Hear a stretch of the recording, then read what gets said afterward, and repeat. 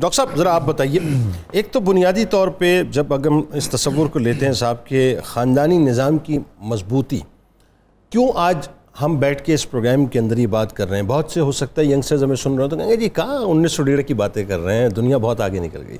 لیکن وہی بات ہے کہ ہم چاہتے ہیں کہ جو دنیا آگے نکلی ہے اس دنیا کا آدمی ہمیں بتائے کہ جی معاشرے کے لیے کس حد تک ضروری ہے خاندانی نظام. بسم اللہ الرحمن الرحیم. جنید بھائی بہت مہربانی، آپ نے دعوت دی. دیکھیں مجھ سے پہلے تو بہت جس کو کہتے ہیں نا سیر حاصل گفتگو، بڑی ڈیپتھ میں انالیسز ہو چکا ہے.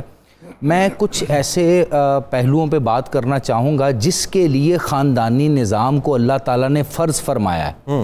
ایک اشارہ میں دیتا چلوں کہ اللہ تعالیٰ کے ہاں خاندانی نظام کی اہمیت اتنی زیادہ ہے کہ اللہ تعالیٰ نے خاندان کی بعض رسومات کو اور بعض مشکلات کو جو مناسک حج کا درجہ دے دیا ہوا ہے. وہ بھی ایک خاندان تھا. حضرت ابراہیم علیہ السلام، حضرت اماں ہاجرہ، حضرت اسماعیل علیہ السلام، ان کا پورا واقعہ اور ان کی زندگی کو اگر دیکھا جائے تو اللہ تعالیٰ کو اتنا اچھا لگا کہ وہ مناسک حج کا حصہ بن گیا. یعنی اس خاندان کی جی ہاں اللہ کے لیے خاندان اکٹھا ہونا یہ اتنا امپورٹنٹ ہے. اب آتے ہیں، دیکھیں سر، انسان کے جو جسم جس کے ساتھ انسان پیدا ہوتا ہے نا، یہ صرف اور صرف انسان اپنی باڈی لے کے دنیا میں نہیں آتا. اس کے ساتھ ساتھ انسان اپنا ذہن بھی لے کے آتا ہے، یعنی انٹلیکٹ. اور اس کے ساتھ ساتھ انسان کے جسم میں ایک دوڑتا ہے سافٹ ویئر جس کو ہم بولتے ہیں روح یعنی سول. اب اگر آپ دیکھیں تو جو خاندان ہے نا وہ باڈیلی نیڈ بھی پوری کرے گا، وہ انٹلیکچوئل نیڈ بھی بہت پوری کرے گا، وہ اسپرچول نیڈ بھی پوری کرے گا. اب اگر خاندان کو آپ سائیڈ پر رکھ دیتے ہیں تو آپ کی باڈیلی نیڈ دنیا میں کہیں بھی پوری ہو سکتی ہے. کہیں آپ ہاسٹل میں رہ سکتے ہیں، کسی اور کے گھر رہ سکتے ہیں، زندگی گزار سکتے ہیں. آپ کی انٹلیکچوئل نیڈ کچھ حد تک آپ کے اساتذہ کرام پوری کر سکتے ہیں. لیکن گیپ رہے گا. ہاں، وہ جو گیپ ہوگا وہ کون سا گیپ ہوگا؟ وہ آپ کی اسپرچول نیڈ کا گیپ ہوگا، جس کا ذکر سر نے ابھی کیا، مفتی صاحب نے ابھی کیا. جب کوئی شخص دنیا میں پیدا ہوتا ہے اس کے ارد گرد اس کی اسپرچول نیڈ کا ایک اورا بن جاتا ہے. اب اس میں مٹھاس آتی ہے اس کے ماں باپ کی طرف سے، اس کے خاندان کی طرف سے، اس کے وہ جو اپنے بڑے ہیں جس میں اس نے اپنی پوری زندگی گزاری ہوتی ہے.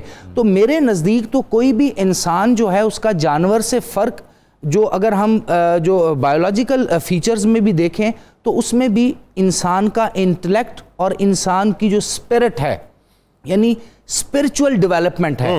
آپ اپنی زندگی میں وقت کے ساتھ ساتھ جتنا زیادہ روحانی ڈیولپ ہوتے چلے جاتے ہیں، اس میں خاندان کا بہت زیادہ رول ہے، خاندان کے بزرگوں کا بہت زیادہ رول ہے، آپ کے براٹ اپ کا بہت زیادہ رول ہے. اور سر دیکھیں، ایک فرد جو ایک خاندان سے باہر نکلا، ایک فرد کسی اور خاندان سے نکلا، ایک فرد کسی اور، اس طرح پورا معاشرہ، وہ جو اوپر والی پیڑھی تھی وہ قبر میں جانے سے پہلے ایک معاشرہ آپ کو دے گئی. اس معاشرے نے پھر ایک پورے کا پوری مملکت کھڑی کرنی ہے.